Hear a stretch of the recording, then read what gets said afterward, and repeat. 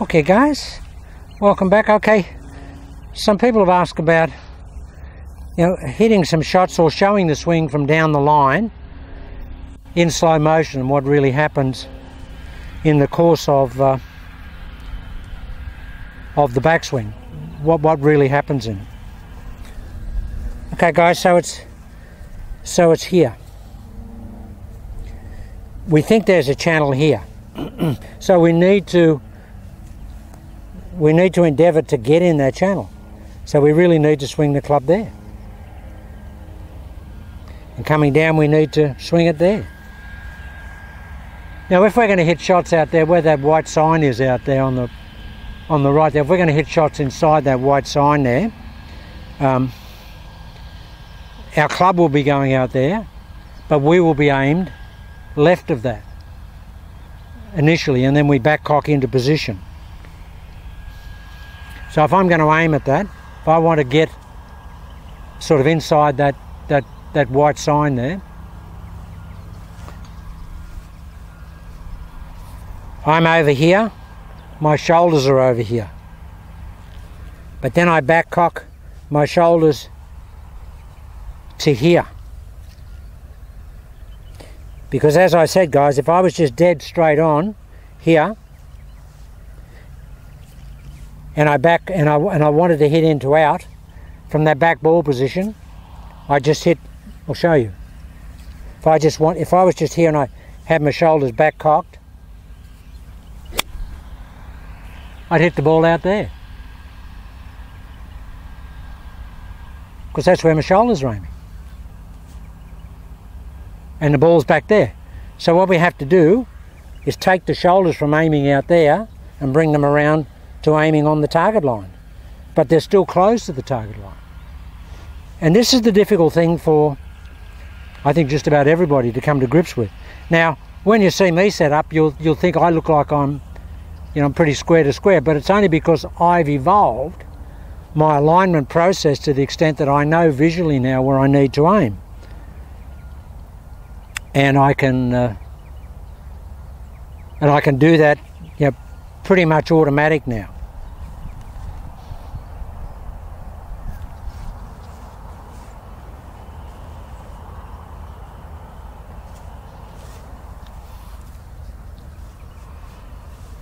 And guys, I always set up this way all the time. I always set up with the trail foot taking the weight and the club going in behind the ball like that. And that gets my arm in close here. So I'm a bit like a duck drinking.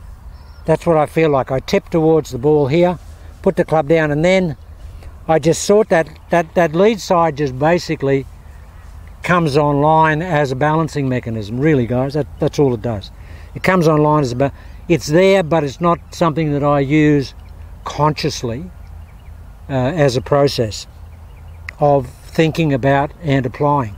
It's there, clearly, because it's the left side of my body, or the lead side of my body, being a right-handed person.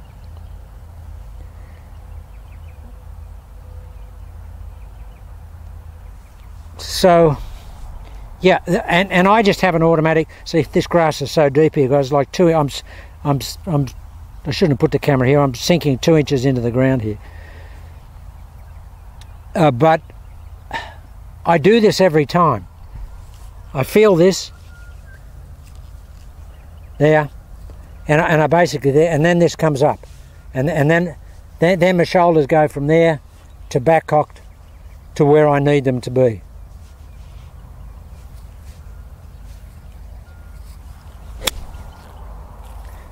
And then the ball will go down that line there, because that's the straight line, that's inside the white side. That's where I want it to go.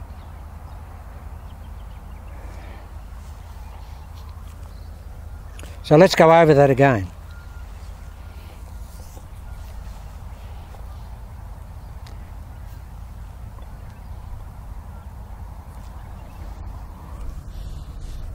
I come in like this. I set the club down there. I've got the weight into the trail foot here. I'm aimed a little left here. Then I just back cock the shoulders, bring wherever those feet and the hip want to go, I just let them go. But now my club is pointing inside the white sign there. Instead of, if I just came in just dead square with a back ball position, back cock my shoulders, my golf club is pointing out there, which is where that ball went, that initial shot that I hit. I mean, you could play the ball off your back foot if you wanted to, just with a square stance. And you could have square shoulders. You don't have to have closed shoulders. Why do we have closed shoulders? Because we want to ensure one thing, and that is an in to out strike every time. Now, if you've got square shoulders, that's not going to guarantee that you won't do that in the downswing. There's nothing that will guarantee that.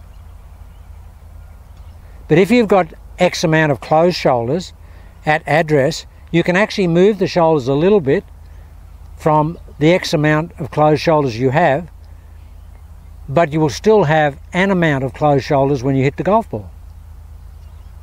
And that doesn't matter. That will provide a consistent into-out swing path. So you've got a bit of an insurance policy. It depends on how much your shoulders are closed and how much they actually go forward a little bit. Doesn't matter, because you're still closed. You still have a closed shoulder line. But if you are square, dead square like this, and you play the ball back in your stance, now invariably, if you were playing a conventional golf shot and you had it back there, you would have to do something to get the ball to go straight. I would have to shut the face down, because the club is, club is coming from inside anyway, guys. So in a normal golf swing, because it's this part of the golf swing here, it's this part here. In a conventional swing, it goes here to there. Now, it's stopped from being into out when we get to here. It's basically almost dead square. But from here, it's still into out. So from that back ball position, the ball's going to go straight right, as I showed you before. So for me to hit a ball dead straight from a square shoulder line here, I would have to shut the club face down. Here.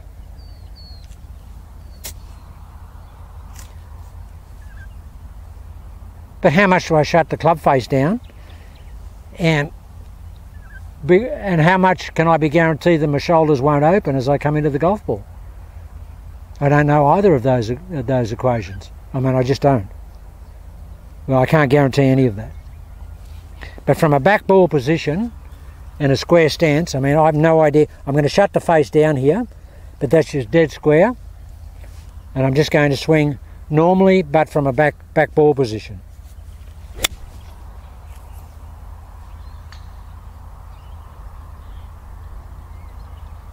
Now there, guys, I had the face shut down a little bit, but I didn't know how much, and I had my shoulders what I thought were square, but they weren't square when I hit the ball, because the ball pulled. The ball went left. It went left to left, which is the one thing that we try to eliminate with channel lock. We don't want it going left to left. And I can't rely, and I don't know what the equation is for having the right amount of squareness in those shoulders and the right amount of club orientation in the face to ensure that the ball won't go left to left. Now that one, it did exactly what I thought it would do from that back ball position, even though I tried to guard against it. So that's a graphic illustration. And this is good practice if you want to play shots where your feet are 2 feet into the grass too, as well, guys. So okay, slow motion. Once we've set up to hit inside that white sign, here, I put the club down here. This is open here. I now back cock the shoulder, and I want to take the club here. That's what I want to do. And I want to stay there, swing the club like that. I'm going to go here. And remember, guys, the hands and arms go that way, but the club face goes towards the target. The club face hinge releases or slap releases towards the target. Very important. Hands and arms, the intention is to go there, but the club face must release this way.